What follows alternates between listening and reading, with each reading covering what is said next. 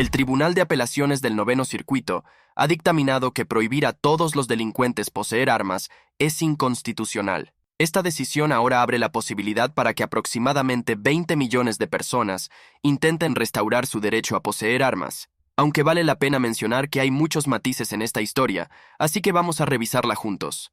Para empezar, una de las peculiaridades del sistema judicial estadounidense es que a veces los derechos enumerados en la Constitución de los Estados Unidos se consideran derechos sagrados inalienables otorgados a todos los ciudadanos.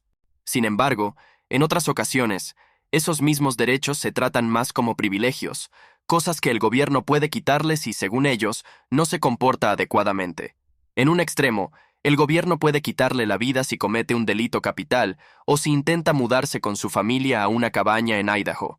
Sin embargo, volviendo al tema de hoy, la segunda enmienda de la Constitución de los Estados Unidos dice, y cito, «El derecho del pueblo a poseer y portar armas no será infringido».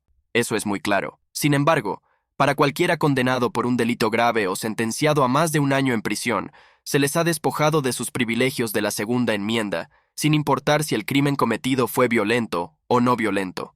Esto nos lleva al caso de Steven Duarte. El señor Steven Duarte, un delincuente previamente condenado, tiene 5 condenas penales no violentas en su historial, con penas superiores a un año en prisión. Los delitos incluían cosas como vandalismo, posesión de una sustancia controlada, evasión de la policía y así sucesivamente. El señor Duarte ya había cumplido su tiempo en prisión, pero el hecho de que los crímenes no fueran violentos realmente no importa, porque según la ley, específicamente, de acuerdo con la Ley Federal de Posesión de Armas por Delincuentes, una persona no puede poseer un arma de fuego si ha sido condenada previamente por un, cito, delito castigado con prisión por un término superior a un año. El señor Steven fue condenado a más de un año y, por lo tanto, no se le permitió poseer un arma. Sin embargo, avanzando a marzo del 2020, el señor Duarte estaba sentado en la parte trasera de un carro que se pasó una señal de alto. Los policías encendieron sus sirenas e intentaron que el carro se detuviera. Durante este periodo, el señor Duarte fue visto tirando un arma por la ventana. No tenía permitido portar una pistola, y después de varios meses, un jurado lo condenó a más de 4 años de prisión. El señor Steven apeló esa decisión al Tribunal de Apelaciones del Noveno Circuito, quien a principios de este mes falló a su favor, cito, en una decisión que podría tener un gran impacto en el ejercicio de los derechos de la segunda enmienda, un panel dividido del Noveno Circuito ha dictaminado que los delincuentes condenados pueden poseer armas, al menos en el caso de delincuentes no violentos que se han reintegrado a la sociedad. En una decisión 2-1 emitida el 9 de mayo, el Tribunal de Apelaciones del Noveno Circuito dictaminó que la condena del señor Duarte violaba la segunda enmienda en su aplicación específica a él. Específicamente, la mayoría del tribunal encontró que el gobierno federal no logró demostrar que su ley de posesión de armas por delincuentes apoyara desarmar a los delincuentes condenados de por vida bajo un marco de 2 pasos establecido por la Corte Suprema de los Estados Unidos, en el caso de New York State Rifle and Pistol Association Inc. versus Bruen en 2022. Solo para hacer una pausa breve y sin entrar demasiado en los detalles, el caso de la Corte Suprema de los Estados Unidos mencionado aquí, el caso Bruen, realmente trastocó muchas restricciones de armas. Esencialmente, lo que hizo la decisión de Bruen fue establecer una nueva prueba que los tribunales de todo Estados Unidos deben aplicar al decidir si una cierta ley antiarmas viola la Constitución de los Estados Unidos. Aquí está la parte relevante de la opinión mayoritaria del caso Bruen, y la opinión mayoritaria, para su referencia, fue escrita por el juez Clarence Thomas. La carga recae sobre los demandados para demostrar que el requisito de causa justificada de Nueva York es consistente con la tradición histórica de regulación de armas de fuego de esta nación. Los derechos constitucionales están consagrados con el alcance que se entendía que tenían cuando el pueblo los adoptó. Con estos principios en mente, el tribunal concluye que los demandados no han cumplido con su carga de identificar una tradición estadounidense que justifique el requisito de causa justificada de Nueva York. Así que, comenzando en el año 2022, la Corte Suprema de los Estados Unidos estableció este nuevo precedente legal. Es básicamente un proceso de 2 pasos para determinar si una ley dada viola la segunda enmienda. Primero, el tribunal debe determinar si el texto claro de la segunda enmienda cubre la conducta en un caso dado. Y luego, si la ley antiarmas es consistente con la tradición histórica de regulación de armas de fuego de esta nación. Es exactamente este proceso de 2 pasos el que se utilizó en el caso del señor Steven Duarte.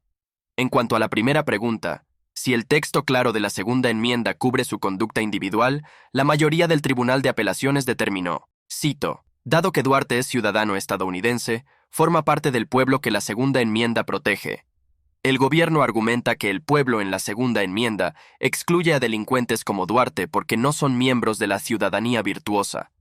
No compartimos esa opinión, y así, habiendo establecido que Steven Duarte era una persona cubierta por la segunda enmienda, ahora le correspondía al gobierno probar que su ley era consistente con la tradición histórica de regulación de armas de fuego de esta nación.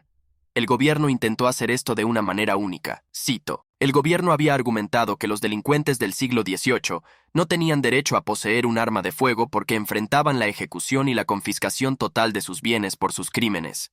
Sin embargo, cuando se le pidieron ejemplos específicos de los tipos de delitos en el historial del señor Duarte, el gobierno no pudo proporcionar ninguno, lo que llevó al Noveno Circuito a no aceptar el argumento, y en cambio, escribieron esto en su opinión mayoritaria. Cito, basado en este registro, no podemos decir que los delitos previos de Duarte eran, según los estándares de la época de los fundadores, de una naturaleza lo suficientemente seria como para justificar privarlo permanentemente de sus derechos fundamentales de la segunda enmienda. El texto claro de la segunda enmienda y su significado históricamente entendido, por lo tanto, presumen su derecho individual a poseer un arma de fuego para defensa propia.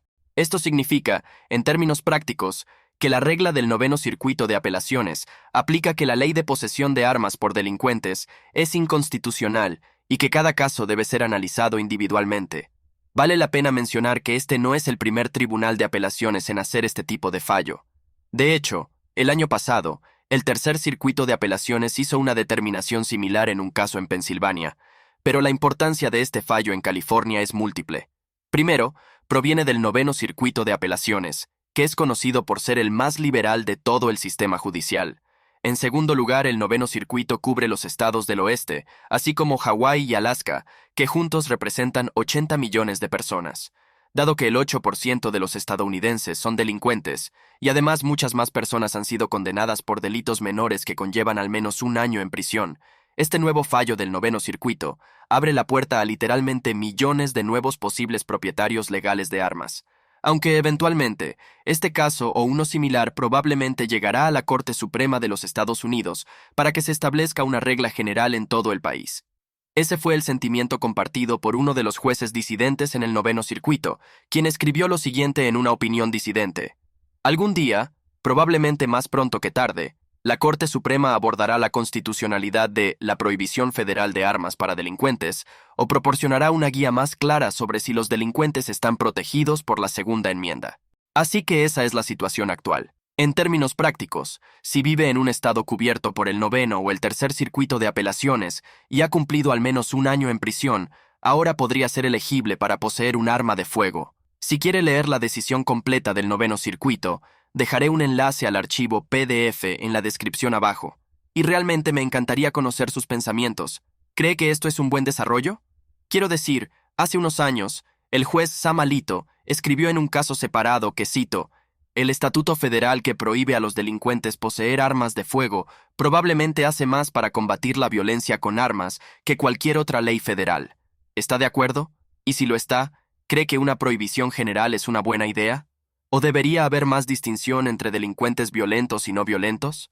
O quizás una tercera opción, es un absolutista de la segunda enmienda y cree que no será infringido, es tan claro como el agua sin importar su historial de condenas. Por favor, deje sus comentarios abajo, los estaré leyendo esta noche y durante toda la semana. Hasta la próxima, soy su presentador Román de The Epoch Times. Manténgase informado y, lo más importante, manténgase libre.